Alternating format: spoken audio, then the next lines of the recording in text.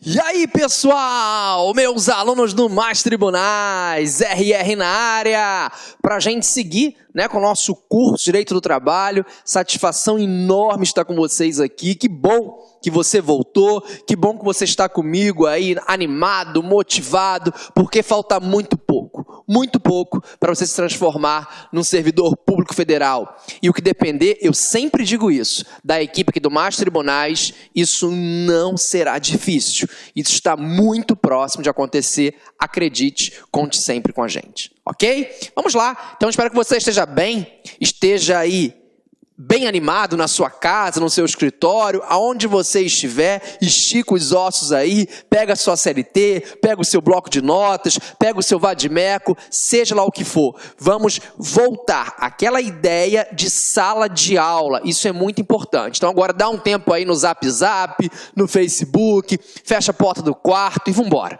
Vamos estudar, vamos ganhar mais uma questãozinha de direito do trabalho, quem sabe a temática não apareça agora, logo no seu concurso. Então, vamos tratar hoje da relação de trabalho e da relação de emprego.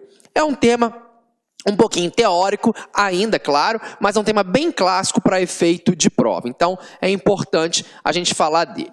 Muito bem, quando a gente fala em relação de trabalho e relação de emprego, a gente precisa lembrar exatamente isso daqui, desse quadro, que relação de trabalho é um gênero do qual a relação de emprego é apenas uma de suas espécies. Então esse ponto aqui é muito importante, essa premissa é muito importante.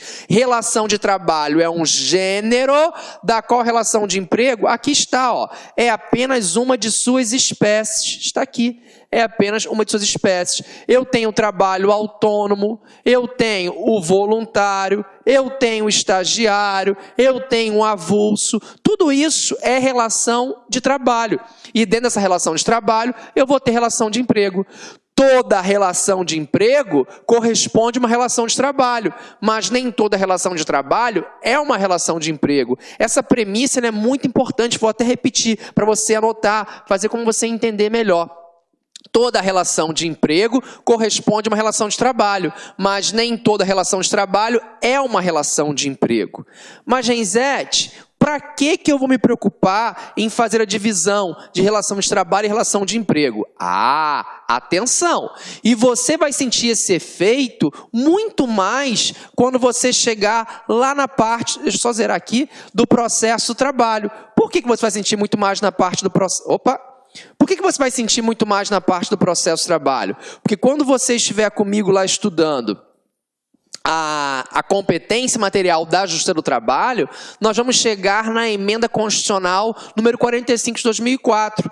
Essa emenda constitucional, intitulada como Reforma do Poder Judiciário, ela alterou e muito a competência material aqui da JT. Então, hoje, a Justiça do Trabalho, a nossa JT, ela não é competente só para processar e julgar causas que envolvam relação de emprego, causas que envolvam empregado e empregador. Não. Hoje, a Justiça do Trabalho, ela é competente para julgar toda a relação de trabalho. Então, um autônomo pode prestar no trabalho? Pode. Um voluntário pode? Pode. O estagiário pode? Pode. A relação de emprego pode? Pode, já podia. Mas podia só ela, hoje não mais. Então, hoje a JT é competente para processar e julgar toda relação de trabalho. Atente-se bem a isso, tá? Isso é muito importante, claro. Você vai utilizar isso muito mais na parte processual, é verdade, mas nada impede que você acabe tendo que fazer alguma consideração, alguma ponderação a respeito disso, também aqui no direito material, tá bom? Mas, repito, vamos ver isso com muita calma quando chegarmos lá. Agora, é claro que, para efeito de prova, o que mais nos interessa é falar da relação de emprego, claro. A relação de emprego, ela tem como característica a subordinação, o trabalho subordinado. Então, o que mais cai em prova é a relação de emprego. Então, a relação de emprego tem como característica marcante, diferente, por exemplo, do trabalho autônomo. O autônomo não é subordinado a ninguém, claro que não. O autônomo faz o seu próprio horário, ele cuida da sua própria mercadoria, ele responde pelos vícios da sua mercadoria. Já na relação de emprego, não. Relação de emprego é uma relação que tem como característica a subordinação. Empregado é juridicamente subordinado ao empregador. Então, esse, sem dúvida, é o traço marcante da relação de emprego. É claro, não é o único requisito, não é o único preceito. Existem outros e que são importantes para a prova, mas esse é o característico mais importante. Vamos, então, conhecer todos os requisitos caracterizadores da relação de emprego. E já digo, para você fundamentar, me perguntam muito, todos os requisitos da relação de emprego, você tem que conjugar o artigo 2º e o artigo 3º da CLT. Então, repito, a junção dos artigos 2º e 3º da CLT lhe apresentam todos os requisitos caracterizadores da relação de emprego. Passaremos, então, a analisar um por um, bem tranquilo. O primeiro, trabalho prestado por pessoa física. Empregado é pessoa física. Atente-se bem a isso, pessoal. Empregado é só pessoa física. O empregador, sim, pode ser uma pessoa física ou uma pessoa jurídica. Então, empregado é pessoa física. E não faz confusão, porque a gente está conversando aqui da relação de emprego geral, do empregado urbano regido pela CLT. Porque você pode perguntar, Renzetti, existe alguma situação em que empregado e empregador vão ser necessariamente pessoas físicas? Existe sim, quando envolver a relação de empregado doméstico, quando envolver essa relação empregatícia especial que nós veremos mais à frente, tá? Mas aqui é em geral, é o empregado urbano em geral regido pela CLT. Então, o empregado vai ser sempre pessoa física. Empregador, repito, pode ser pessoa física ou pessoa jurídica. O segundo requisito é a pessoalidade. A pessoalidade é um traço marcante para quem? Para o empregado ou para o empregador? Para o empregado. O contrato é intuito, como diz a doutrina, tá? Intuito persona. O contrato é intuito persona em relação à figura do empregado. O que quer dizer isso? O contrato é intuito persona em relação à figura do empregado. O empregado, em regra, não poderá fazer-se substituir nessa relação. O empregado não poderá fazer substituir. Hoje eu não venho dar aula no Mastro Tribunais, não estou afim, estou cansado. Vou pedir para minha mãe vir, o meu pai, a minha irmã. Isso pode? Claro que não. O Mastro Tribunais contratou quem? O professor Rogério Renzetti. Então o contrato é pessoal em relação ao professor Rogério Renzetti. Por que eu não aplico isso para o empregador? Porque para o empregador, veremos depois, aplicamos um outro princípio, que é o princípio da despersonificação. O empregador pode tranquilamente estar vendendo agora, nesse momento, a empresa, o Mastro Tribunais está à venda, e isso, em regra, não vai afetar em nada o meu contrato de trabalho. Então, fiquem bem ligados, tá, em relação a isso, que isso é muito importante. Então, intuito persona em relação à figura do empregado. Pessoalidade em relação à figura do empregado. O contrato é pessoal em relação a esse empregado. Tudo bem? Não esqueçam disso. Bom, o outro requisito é o requisito da não eventualidade.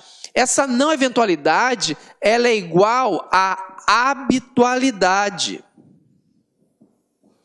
Então, quando eu falo em não eventualidade, é a mesma ideia de habitualidade. Mas essa habitualidade quer dizer o quê? Expectativa de retorno. Claro, expectativa de retorno. Tem expectativa desse empregado voltar? Claro que tem. Essa não eventualidade, com a ideia de habitualidade, em trabalho habitual, não quer dizer que para ser empregado eu vou ter que necessariamente trabalhar de segunda a sexta ou de segunda a sábado na empresa. Claro que não. Eu trabalho no Mastro Tribunais às terças, quartas e quintas. E eu preencho todos os demais requisitos caracterizadores da relação de emprego. Então eu sou o quê? Eu sou empregado. Tudo bem? Então, não quer dizer trabalhar todos os dias. Quer dizer que é um trabalho habitual, existe uma expectativa de retorno. Se eu venho aqui hoje só, dou uma aula rápida e eu não volto mais, eu não sou empregado.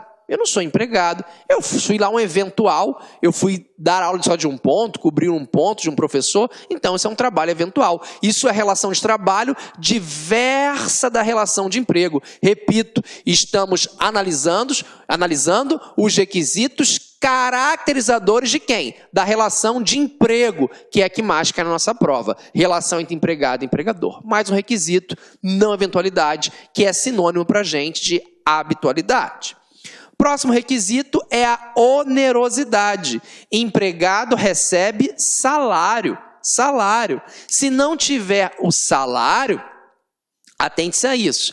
Você vai estar diante, de repente, de um trabalho voluntário. Trabalho voluntário é relação de trabalho, não é relação de emprego. Para ser relação de emprego, tem que ter necessariamente essa onerosidade. Empregado recebe salário. Não esqueça disso. A subordinação, que é o traço marcante aqui. Subordinação entre empregado e empregador. O empregado é subordinado ao empregador. Atenção! Que subordinação é essa? Já até falei nessa aula já. A subordinação econômica, empregador é rico e o empregado é pobre. Não.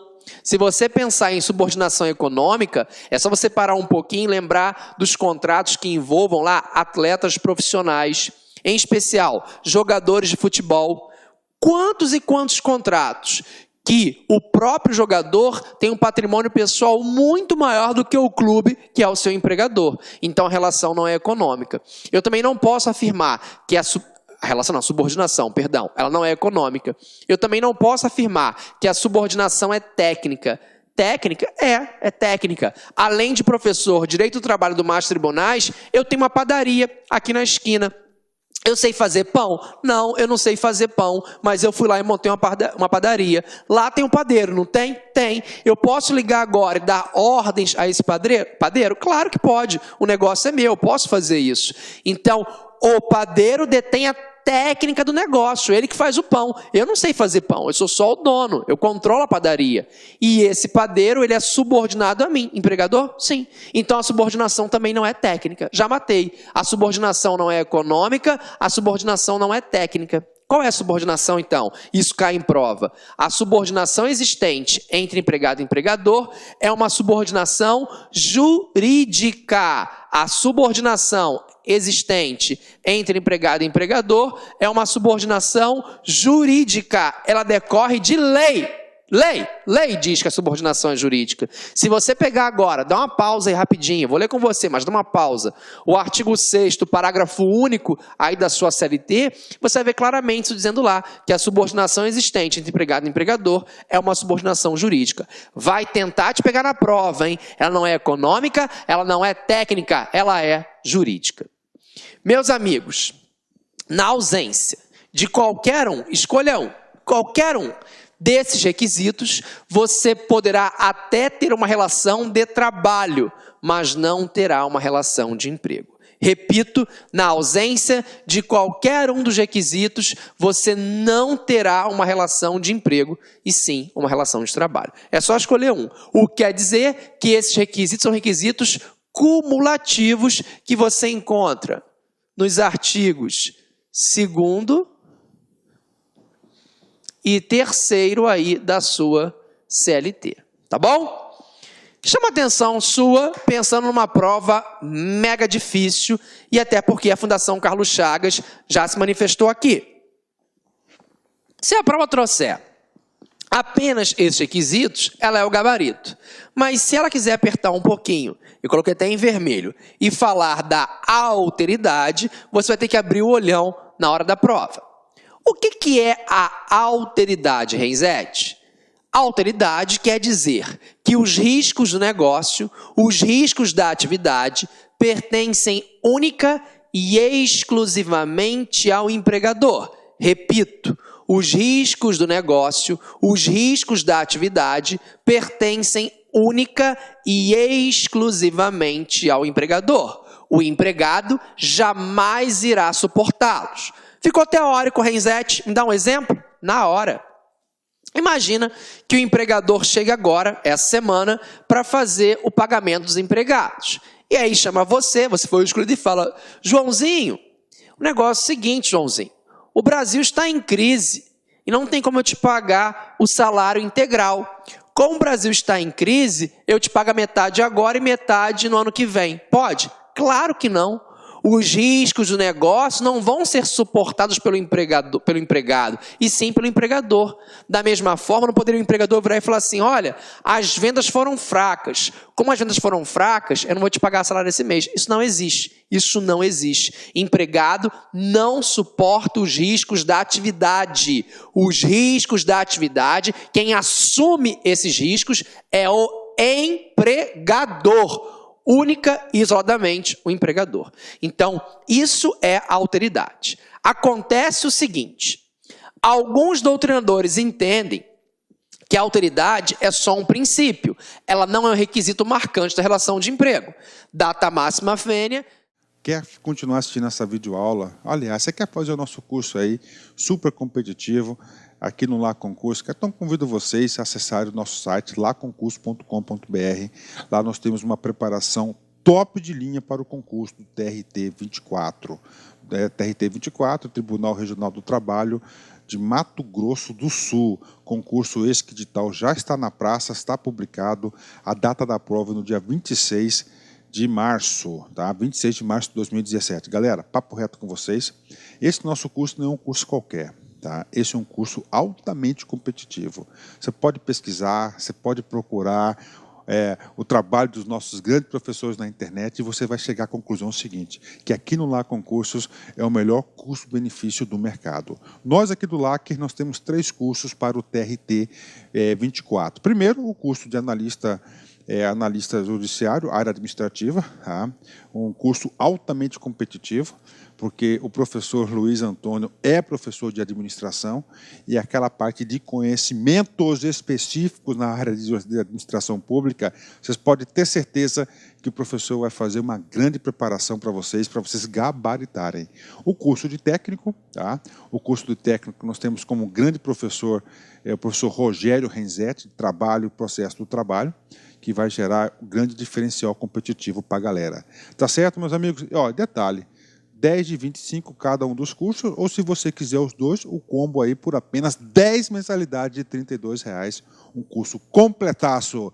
Tá certo, meus amigos? Ó, detalhe, você quer aí esse PowerPoint, você quer esse material do professor, acesse nosso site, tem um link aqui embaixo aqui que você pode fazer o download gratuitamente desse material. Um forte abraço, espero vocês. Tchau, tchau.